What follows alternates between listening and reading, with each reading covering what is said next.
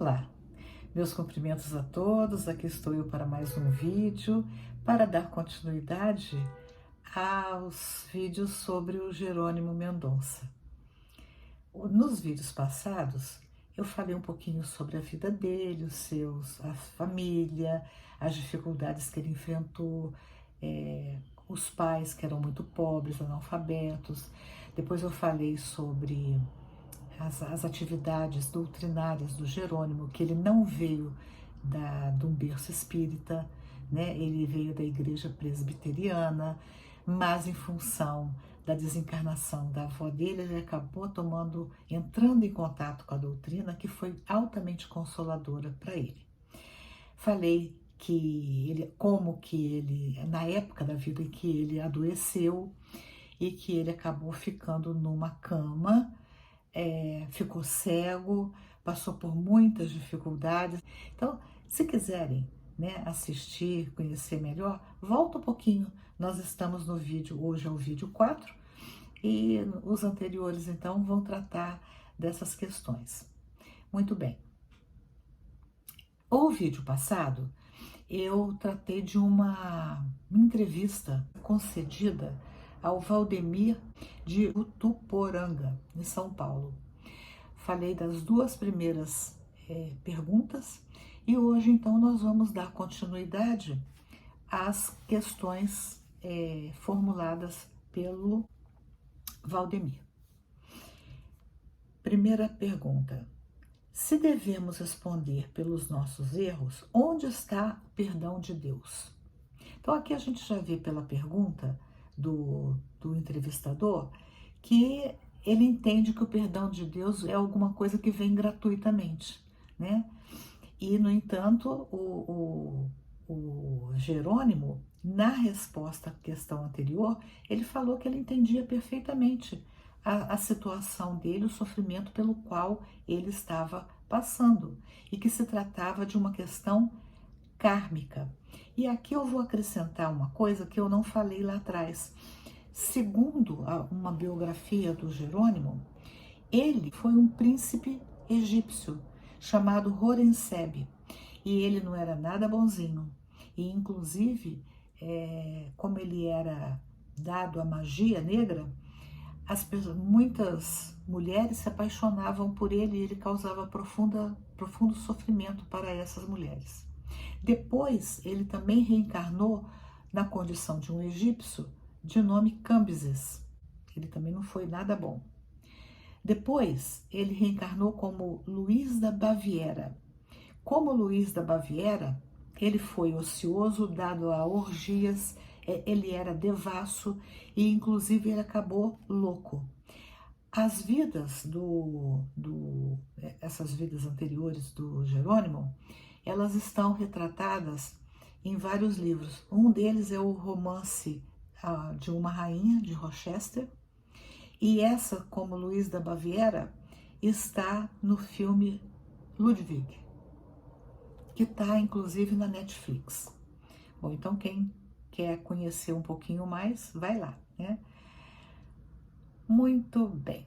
Então a gente vê, por exemplo, na resposta do Jerônimo, que ele diz que quando a gente faz mau uso do corpo, né, nós vamos responder pelos nossos atos. Veja que como Luís da Baviera, olha como que ele usou o corpo dele não para ações propriamente dignificantes, não é verdade?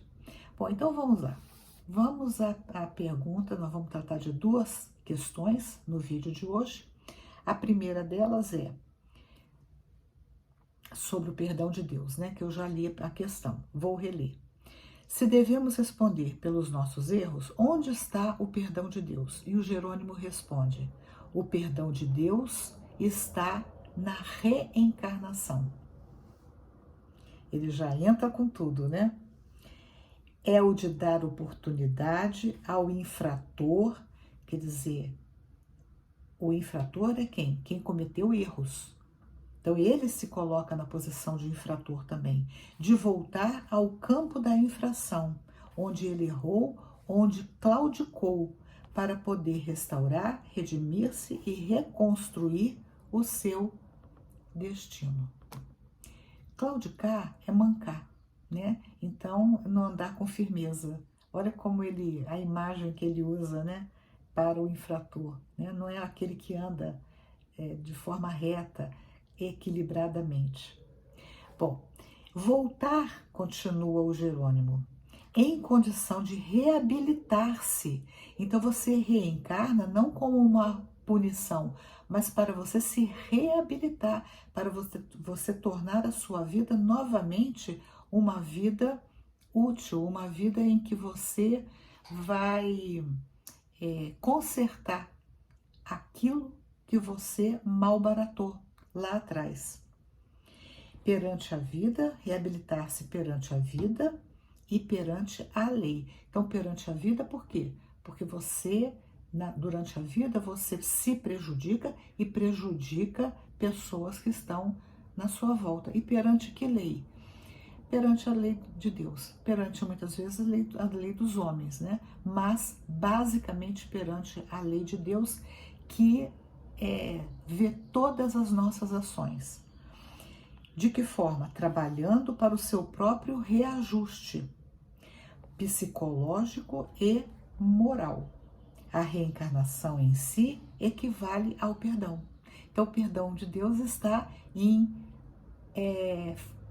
propiciar a nós a possibilidade da reencarnação. Você errou? Então, agora você volta para consertar os seus erros, porque aí você vai se sentir com mérito.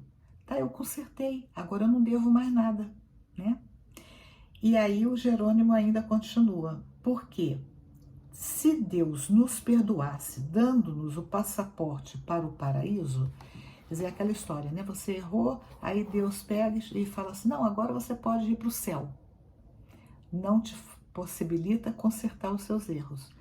Nunca o homem teria noção das suas responsabilidades. Não aprenderia com os próprios erros.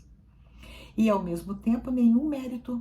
Né? Porque se eu sou perdoada por tudo, por qualquer coisa, que mérito que eu tenho?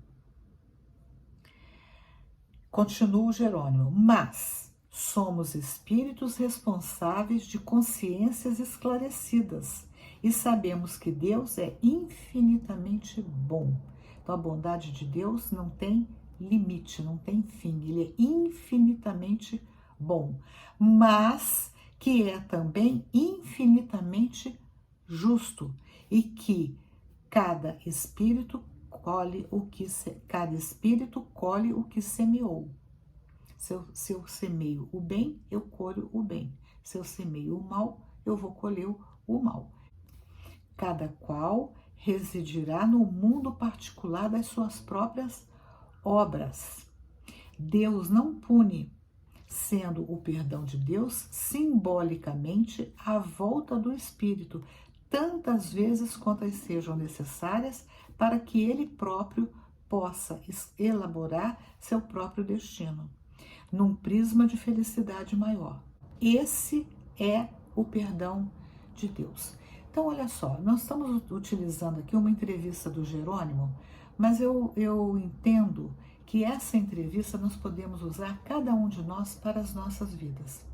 Quem de nós não está passando nesse momento por alguma situação difícil? Seja financeira, seja de doença, seja de uma perda de um ente querido, né? Seja de um revés qualquer. Todos nós, pelo menos uma vez na vida, pelo menos, passamos por situações difíceis. E nessas situações, não devemos nos revoltar contra Deus. Porque se sabemos que Deus é bondade e justiça, e Ele permite que a gente passe por determinadas situações dolorosas, é porque nós precisamos dessas experiências. Portanto, o perdão de Deus, resgatando a fala do Jerônimo lá de trás, consiste na oportunidade da reencarnação. Quantas vezes forem necessárias, até que a gente consiga limpar todos os nossos defeitos, né? Então, isso também é alentador.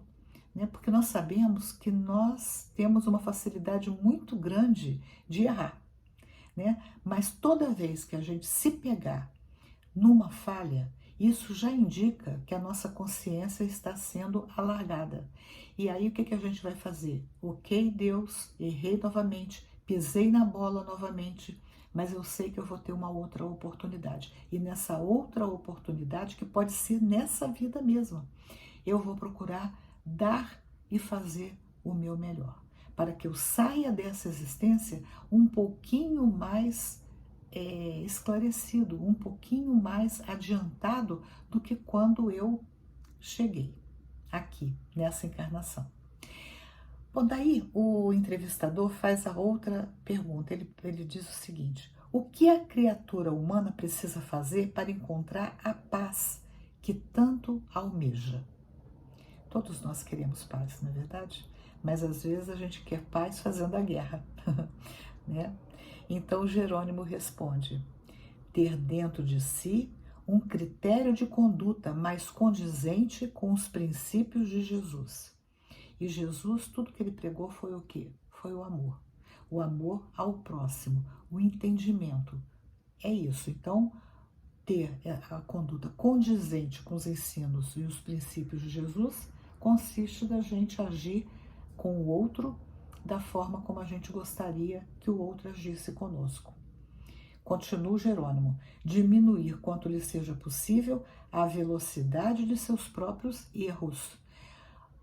Olha aqui o que o Jerônimo está dizendo, porque nós erramos com uma velocidade estrondosa, mas ele está dizendo que a gente deve diminuir essa velocidade, quer dizer, vamos errar? Vamos, mas vamos errar cada vez menos, mantendo uma distância maior entre um erro e outro. Dos seus próprios erros, dos conflitos que exacerbam aquela conduta extravagante do homem. A irreflexão e a irresponsabilidade. Então aqui ele está nos convidando a sempre parar para pensar antes de tomarmos uma decisão, não ir tomando decisões de forma irrefletida, porque quando a gente faz isso, dali a pouco nós vamos perceber que a gente cometeu erros clamorosos. Por quê? Porque não paramos para pensar. E como somos seres racionais e inteligentes, não há justificativa para a gente ir errando, né?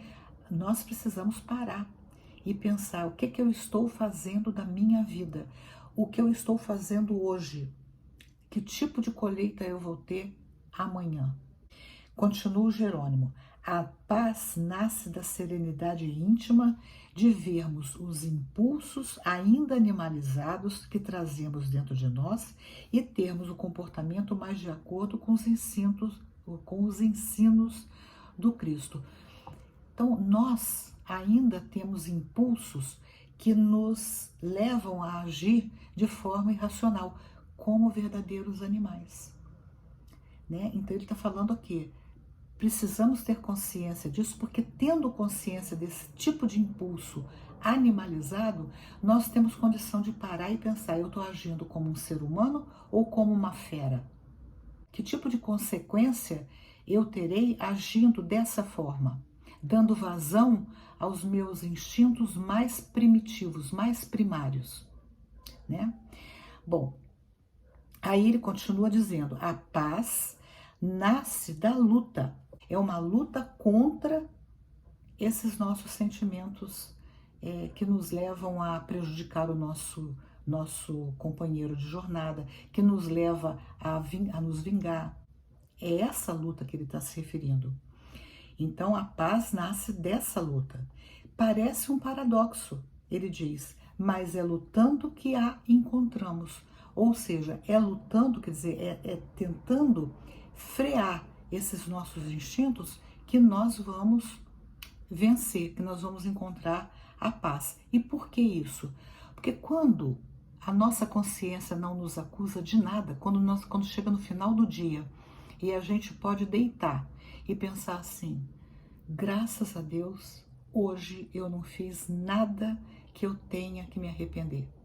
Graças a Deus, nenhum dos meus irmãos tem algo para se queixar de mim, né? Daí nasce a paz.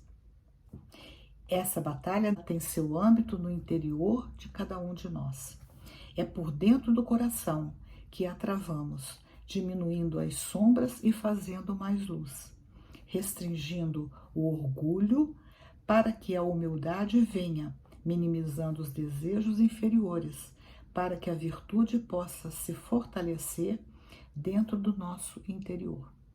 Então, a paz reside na consciência tranquila pelo dever cumprido. Aí está a resposta do Jerônimo a respeito de como nós podemos alcançar a paz. Eu queria aqui finalizar esse vídeo dizendo que eu fiquei muito feliz com um comentário que uma seguidora me fez. Ela disse que chegou a conhecer o Jerônimo pessoalmente quando ele esteve aqui em Curitiba e confirmou o que a biografia do Jerônimo fala sobre ele, que é uma pessoa de grande bom humor, muito alegre, né? Então, olha que coisa boa quando a gente tem a oportunidade de ter uma testemunha ocular.